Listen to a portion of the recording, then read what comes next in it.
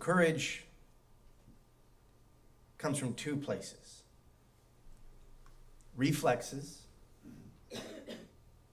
Sometimes you just react courageously. Or faith. Conscious courage, the kind required for nonviolent engagement, comes from faith. A faith in a game that is larger than you are as a player. Faith in the ultimacy of a song that exists beyond the single singer. Connection to something beyond you, a concept or a God or a movement or a principle, something that needs your effort but will survive and perpetuate beyond your effort, and something that by your participation in it, you become a part of it. For Gandhi and King, this was the faith that if love is the ground of being, then we are of it and therefore indomitable when we act with love. I can be killed, but acting from love, I am therefore of love, and love as the very ground of being cannot be killed. This is intense. It had to be. It sustained them and their comrades through pain most of us had never even had to imagine, much less endure. So Gandhi called this satyagraha, which means roughly truth insistence. And Gandhi believed that truth was love. King adapted the idea in the struggle in America, and it came to be known as soul force. Soul force empowers change. Soul force is made possible by the ultimate faith in love. And this faith gave each movement the courage to face death and provided them with the moral authority from which to proceed with authentic power. Which led me to the next question. As you use, where do we derive our courage? And related, where comes our moral authority? Courage is granted through faith. So then I asked myself if we as you use were capable of such courage. I wondered if we had faith in anything that could give us this kind of courage. And the more I thought about it, the more I understood that yes, we absolutely do have a faith. And it may be even preposterous, and yet it is our most dearest held value. We have faith in the inherent worth and dignity of every person. That is a profound faith. First of all, when it comes to the human being and the world humans inhabit, worth and dignity are not material facts that may be proven. So faith is required. And then it may feel good to claim that the inherent worth and dignity of all people is self-evident. But this is in fact quite opposite to so much information that we get. In fact, we are daily presented with evidence that undermines the concept of our inherent worth. We ingest entire economies of entertainment and information and food that are based on delivering to us toxic trash heaps of evidence contrary to the inherent worth and dignity of each person. Yet, in spite of an at best mixed bag of evidence, we remain steadfast in our belief that every human has inherent worth and dignity. That's faith.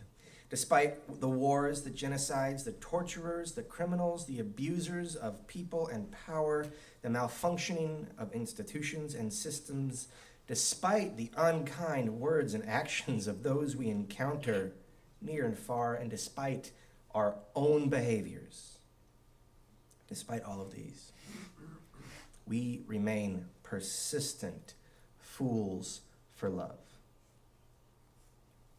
For in no other way could we claim the inherent worth and dignity of every person as a principle. There are as many precedents to its failure as there are examples of its success. So this is our faith.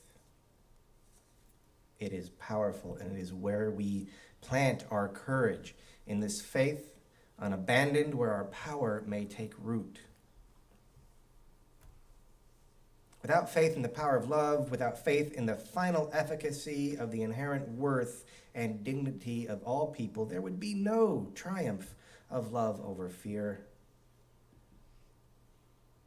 So salvation, it turns out, requires faith.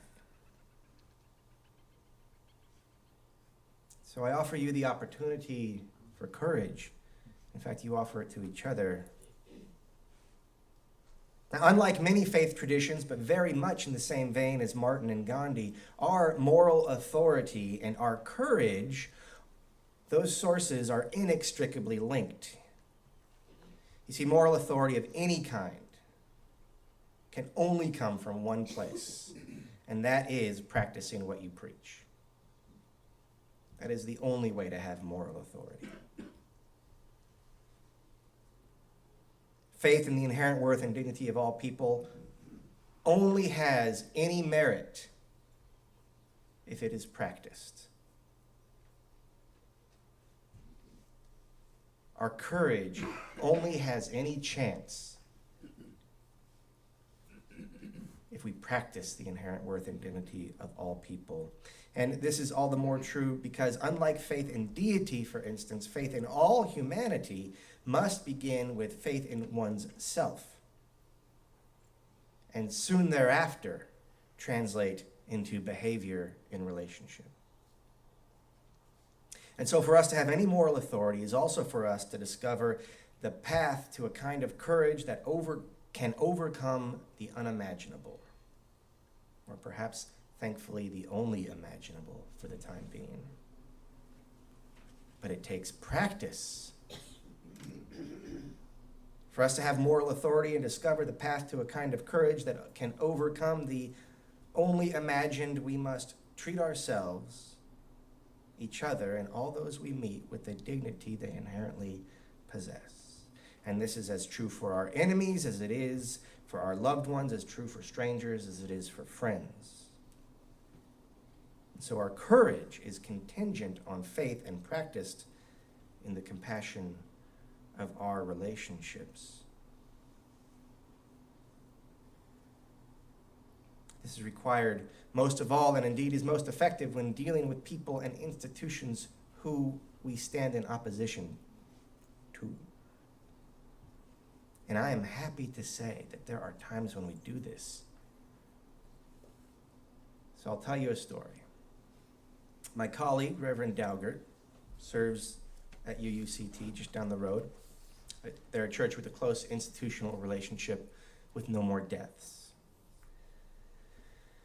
So she was recently contacted by the Border Community Liaison Department of the Border Patrol, requesting a meeting as part of their outreach to humanitarian groups and faith communities. And the purpose of the meeting was to find some common ground, because both parties are interested in reducing death and suffering on the borderlands.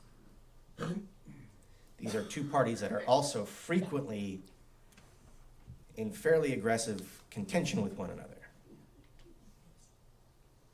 So the meeting was actually cordial and respectful and resulted in a tour of the Border Patrol operations on the border. And during the tour, Reverend Daugert heard the agents that she interacted with repeatedly asking, and in her words, almost pleading, that they be seen as human persons.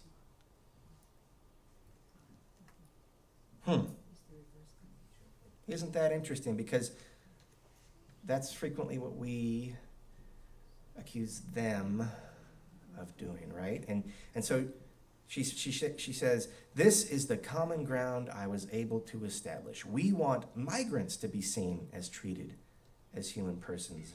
We had a good conversation about language that humanizes and language that dehumanizes, and how dehumanizing language opens the door to mistreatment end abuse.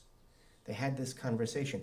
On the tour, she was shown this rectangular fence, enclosure. What's the fence? It's a fence you can see through it. Chain fence. And they referred to it, the Border Patrol referred to it as the dog run. Oh. It's where they would store the possessions of the people that they had stopped and arrested, detained. That's where their possessions would be kept. They called it the dog run. So Reverend Daugert was able to say, you call this a dog run? That is dehumanizing. And they were having this conversation, and they desired to be known as humans so they could understand how that would be a problem. And then they also, based on their discussion, had understand how dehumanizing people, and perhaps they've even had the experience of being dehumanized, leads to abuse of some kind or another. And out of that conversation, these people agreed to stop calling that the dog run. Now they're going somewhere. They've got some momentum. They said that they would stop that immediately, referring to that as a dog run. And previously, they had put a stop to some other derogatory words. They have techniques to change language in that culture. But this opened the door, and suddenly Reverend Diane is able to talk about the term illegal alien. How that can be exploitative and abusive. And now they're talking the same language. They're seeing each other as people, and these border control agents agreed with her.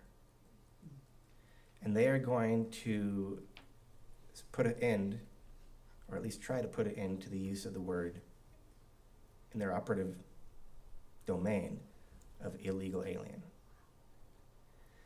That is huge. They're going to start using words like undocumented immigrant. Now this happens because they were able to find the inherent worth and dignity in one another. So we have some success stories. And that leads me to my final point, that justice is not only about these massive campaigns. In fact, mostly it's about quite personal relationships. The massive campaigns make the noise and perhaps furnish the container in some institutions in which these close relationships can occur. Justice is about seeing the inherent worth and dignity in yourself, those you fight for, and those you fight against as people. It's about deep faith in the dignity and worth of all people. It's about finding that nugget and dealing with that core. And that means all the time. That means right now, at coffee, in committee meetings, with each other, with your family, with all of your connections. Faith in dignity allows us the courage of compassion and the courage to endure. And practicing it gives us the authority to affect the world. Believing it gives us the courage of salvation. Faith, then courage, then compassion, then beloved community.